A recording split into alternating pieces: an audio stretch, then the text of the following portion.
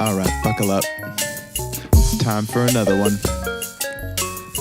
Enjoy yourselves. Well, hello, my medical education loving friends. This is a video on vertigo. I'm back at it again. We'll start off with a point that gets providers in a tizzy. Patient thinks that you're a mind reader. Doc, I feel dizzy. The quantity of things that could mean is like an ocean. So to clarify, they say they have the illusion of motion. The pathophysiology is rather complicated, so I made a dope-ass beat to tolerate it. A sense of equilibrium comes from integration of proprioceptive, visual, and vestibular information. These three in the cerebellum are in constant communication with vestibular nuclei. The brainstem is the location. That structural understanding is an adequate beginning. A problem in that system makes you feel like you're spinning. Autonomic involvement means you might become a vomiter. Starts deep in your ear with a rotational accelerometer. The semicircular canals send information straight to the vestibular nuclei via cranial nerve 8. Vestibulo-ocular reflex kicks in. When your head moves, your eyes stay on target. But then a disruption in that system makes your brainstem think you're turning, but your cortex knows better. It's like, damn, this is concerning. So nystagmus is an impulse that's really a facade. Slow brainstem drift and a cortical saccade. The key with vertigo, central or peripheral. What you need to get is a solid history and physical. Ask about onset, duration, and if it's positional. Ototoxins, auditory symptoms, risk factors, and now hints, gait, finger, nose, finger, be thorough. Your physical's focused on nystagmus and basically neuro.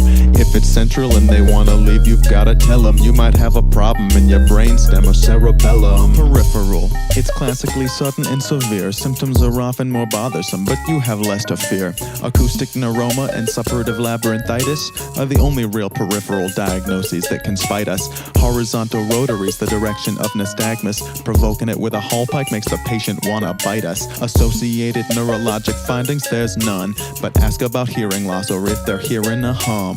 Look inside the ear if their symptoms are auditory. You might see a bulging TM or even a foreign body. It's seconds, minutes, hours, or if it's days, it's intermittent. And that's it for peripheral, easy as petting a kitten.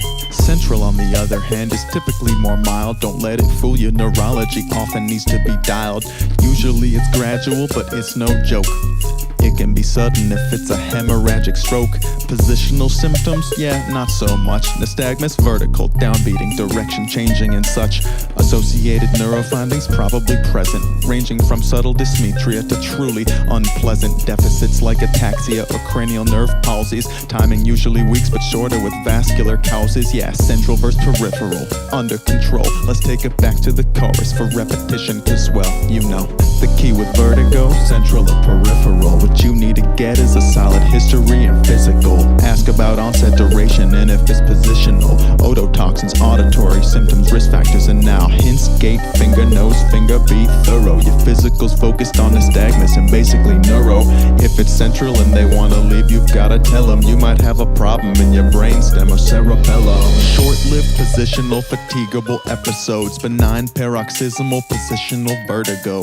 Hallpike and Epley to fix it, feel like a hero. But I never understood the dangling head, just use a pillow. Also, there's a good solo maneuver, it's not an imposter. Printed out on Google Images forum, it's called the Foster. And what if your hallpike is negative or bilateral? Crystal might not be in the posterior, but in the lateral canal. A roll test to diagnose it now. Supine head neutral, turn 90 degrees if they'll allow. Pure horizontal beats, one side severe and one gently. Barbecue roll, it ain't sushi, it's analogous to the Epley. Vestibular neuritis, its symptoms are more constant. Slow phase of nystagmus goes toward the vestibular nerve that's haunted. Head impulse toward that side causes refixation. Saccade meclizine treats, but it takes months or weeks before you stop feeling odd. Same, but with auditory symptoms in the mix.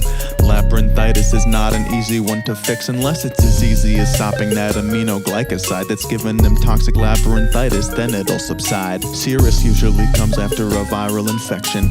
Maybe a low-grade fever is all you find on inspection. Suppurative, nearly complete hearing loss and exam shows a grossly toxic patient looking sicker than my flow. When it's hours-long episodes of basically the same. Vertigo, hearing loss, tinnitus, many years is the name. Clusters of attacks with long symptom-free remissions.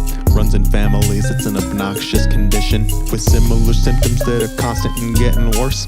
Acoustic neuroma is what you should think of first. They need an MRI, it's not emergent, but they shouldn't dawdle. Follow up with neuro next, patient full throttle. The key with vertigo, central or peripheral. What you need to get is a solid history and physical. Ask about onset, duration, and if it's positional. Ototoxins, auditory symptoms, risk factors, and now hints, gait, finger, nose, finger, be thorough. Your physical's focused on nystagmus and basically neuro.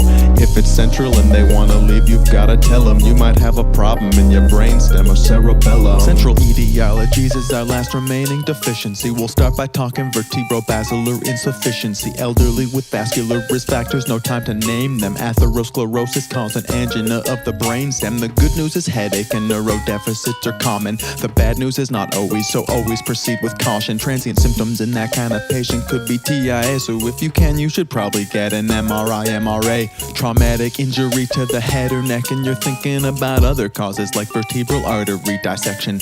Negative imaging, and that opens up discussion of diagnoses of exclusion like vertigo, post-concussion. Cerebellar hemorrhage, they're dysmetric and ataxic. Vomiting, getting altered, and they're gonna need some plastic. Pica occlusion, Wallenberg might happen to your uncle. Ipsilateral facial and contralateral truncal. Vertebrobasilar migraine is another that you should know. Headache following vertigo with recurrent episodes. Neuro findings can be present, so what you need is this: a good history or an MRI to rule out MS. The take-home point with all of this is look for neurodeficits. Consider risk factors and the patient will always benefit. Do the hints exam, yeah, you'll wanna utter an expletive, but in central vertigo, head and pulse testing is negative. The key with vertigo, central or peripheral. What you need to get is a solid history and physical. Ask about onset, duration, and if it's positional. Ototoxins, auditory symptoms, risk factors, and now hints, gait, finger, nose, finger, be thorough. Your physical's focused on nystagmus and basically neuro. If it's central and they wanna leave, you've gotta tell them you might have a problem in your brainstem or cerebellum.